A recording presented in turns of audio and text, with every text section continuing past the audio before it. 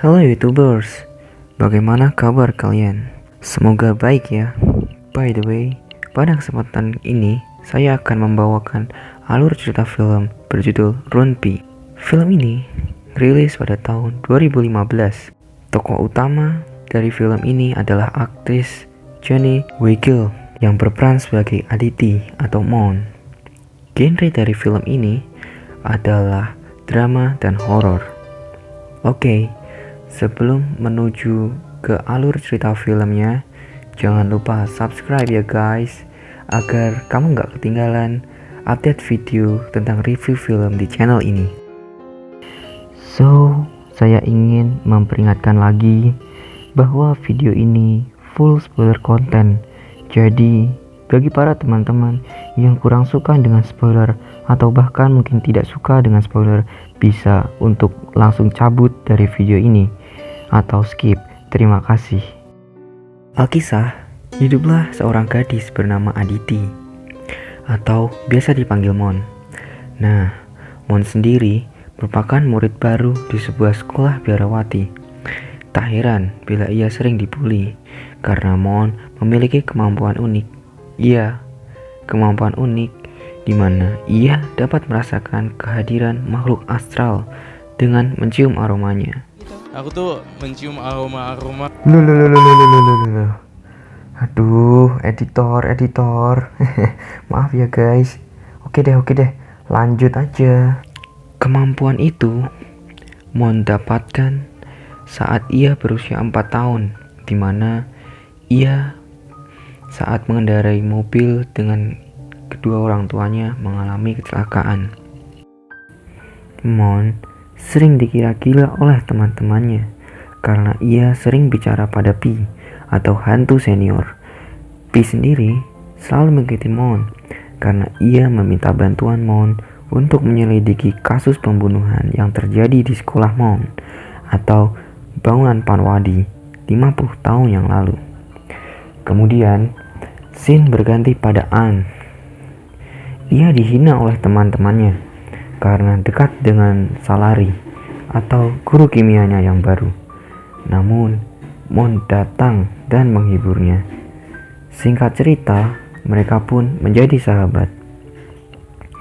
Kemudian Mon kembali bertemu dengan Pi saat di kelas, dan tanpa sengaja ia berkata kasar. Ia pun dihukum. Saat dihukum, Pi memberitahu bahwa yang dapat merasakannya hanyalah Mon, dan apabila ada orang lain yang dapat melihat Pi, maka orang lain itu tak lama akan menjumpai ajalnya atau mati. Mon dan Pi pun berinisiatif untuk mulai membongkar misteri pembunuhan di gedung Panwadi dengan menghampiri Dr. Snir dan istri dari Parapan atau pengacara Nyonya Panwadi. Scene kembali berganti pada An yang sedang bersama Mon. Mon pun berinisiatif untuk menagih tanggung jawab dari Salari karena telah menghamili An. Namun Salari membantah dan malah mengajak Mon untuk berasik-asik. Seketika Mon pun langsung kabur setelah ia memukul Salari. Mon pun marah pada An karena ia merasa telah dikecewakan. Mon kembali menghampiri istri dari Brapan. Namun arwah dari Brapan marah dan menyerang Mon. Pi pun langsung menolong dan mereka berdua diusir oleh istri Brapan atau Vipa. Mon pun berpisah dengan Pi karena diajak kencan oleh Dr. No atau dokter yang sedang merawat bibinya. Namun kencannya diganggu oleh Pi, mungkin karena Pi cemburu. Hantu juga bisa cemburu ya. Mon dan Pi pun berjalan bersama menuju gedung Panwadi. Sesampainya di sana, saat Mon ingin tidur, ia menemukan An dan membersihkan An karena An telah dibully oleh temannya yang lain. An pun bercerita bahwa ia melihat Pi, yang tak lain itu merupakan pertanda bahwa An tak lama akan menjumpai ajalnya. Di sisi lain, Vipa yang merasa depresi memutuskan untuk bunuh diri. Keesokan harinya, Mon menemui Dr. Snare yang terjatuh. Ia pun menolongnya. Mon pun bertanya pada Dr. Snare tentang wasiat dari Nyonya Panwadi. Namun, karena merasa jawaban yang diberikan Dr. Snare kurang cukup, Mon merasa tak puas dengan jawabannya dan memutuskan untuk masuk ke perpustakaan saat jam malam. Namun, ia diserang oleh sesosok arwah dan ia terciduk oleh seorang biarawati. Saat dikurung, Pi memberinya sebuah buku tentang Nodeng atau anak Nyonya Panwadi yang hilang. Keesokan harinya, guru atau biarawati yang telah menghukumnya telat membuka pintu ruangan tempat ia dikurung. Ternyata sahabat Mon, An, telah bunuh diri. Ya, seperti tadi di awal dikatakan bahwa yang dapat melihat Pi akan segera menjumpai ajalnya. Mon merasa sedih. Ia menghampiri Salari, namun Salari segera kabur. Mon meminta bantuan Pi untuk menakuti Salari, sebab Salari telah membuat An depresi dan menderita. Karena ketakutan, Salari pun menjadi gila dan menuju kantor polisi untuk mengakui kesalahannya.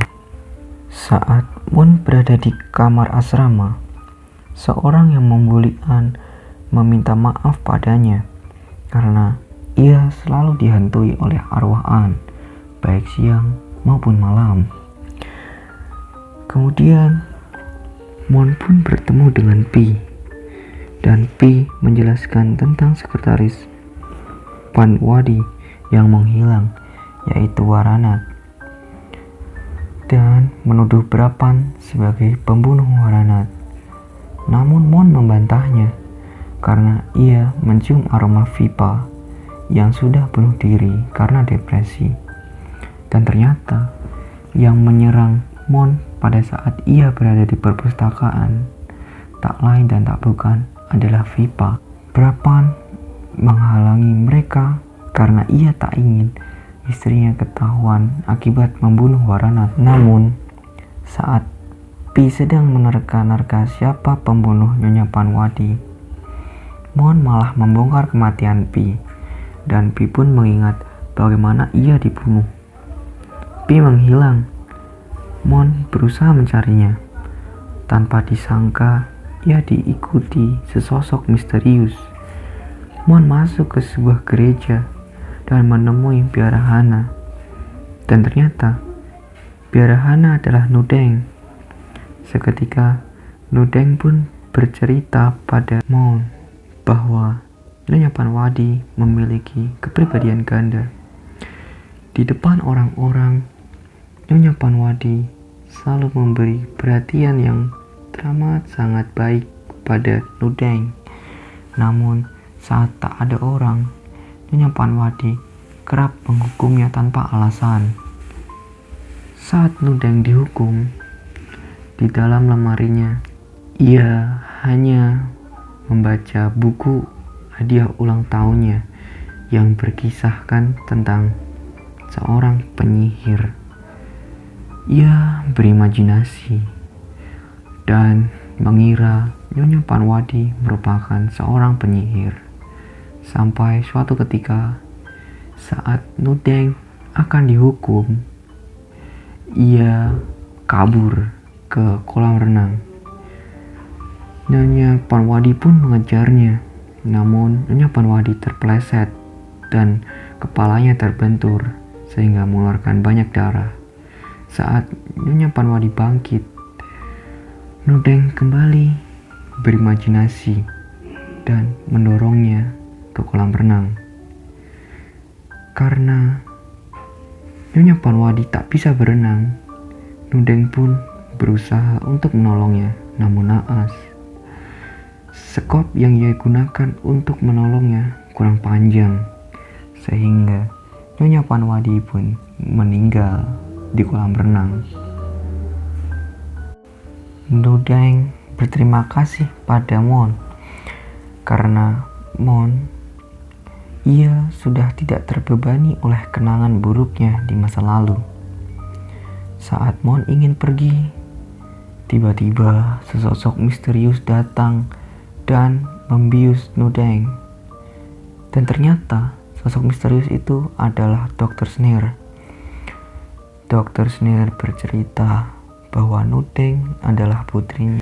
Namun karena Nyonya Panwadi mengancam ingin menghancurkan keluarganya dan menyuruhnya memilih antara anak atau istrinya, ia lebih memilih anaknya dan membunuh istrinya. Pada saat itu, Dr. Snare menolong Nudeng dengan memanipulasi barang bukti. Karena Pi juga menyelidiki kasus pembunuhan itu pada masa lalu, Dr. Snare memutuskan untuk membunuhnya karena takut Nudeng akan kenapa-napa. Kembali saat Mon mendekati Nudeng, Dr. Snare berusaha untuk membunuhnya juga dengan mendorongnya dari atas menara dan memanipulasi sebuah cerita. Pi menyuruh Mon untuk menendang Dr. Snare. Mon mendorongnya, namun ia kaget saat pistol Dr. Snare menembak dan ia terjatuh. Siapa sangka Pi berhasil menangkapnya. Kemudian Dr. Snare didorong oleh arwah istrinya. Ia pun terjatuh dan tewas. Tanpa disangka, bau dari Pi mulai memudar. Mon pun menangis karena Pi mulai menghilang. Mon dan Pi pun berpisah. Saat itu Mon merasa kesepian. Namun Mon pun teringat saat Pi berkata untuk mengatakan cinta, ia harus membuat surat. Dan Mon pun mencoba membuat surat untuknya. Tanpa disangka, TV tiba-tiba menyala dan menunjukkan sebuah berita. Berita itu menunjukkan sebuah tempat untuk melihat foto-foto lama. Notebook Mon tiba-tiba rusak seketika mengeluarkan tulisan di bawah bagian kanan. Mon pun langsung berlari menuju tempat itu dan ia melihat wajah dari Pi. Ia merasa sangat bahagia dan Mon kemudian bertemu dengan Pi. Mereka pun hidup bahagia meski beda dunia. Jadi untuk review filmnya, bagaikan kita membeli es krim 3 rasa guys, yaitu coklat, vanilla, dan strawberry. Coklat mewakili genre horor, vanilla mewakili genre misteri, dan strawberry melekat pada kisah cinta yang ada di dalam tokohnya. Mungkin segini saja review film Runpi yang rilis tahun 2015. Apabila kalian ada rekomendasi film, silahkan tambahkan di kolom komentar ya guys. Have a nice day, thank you.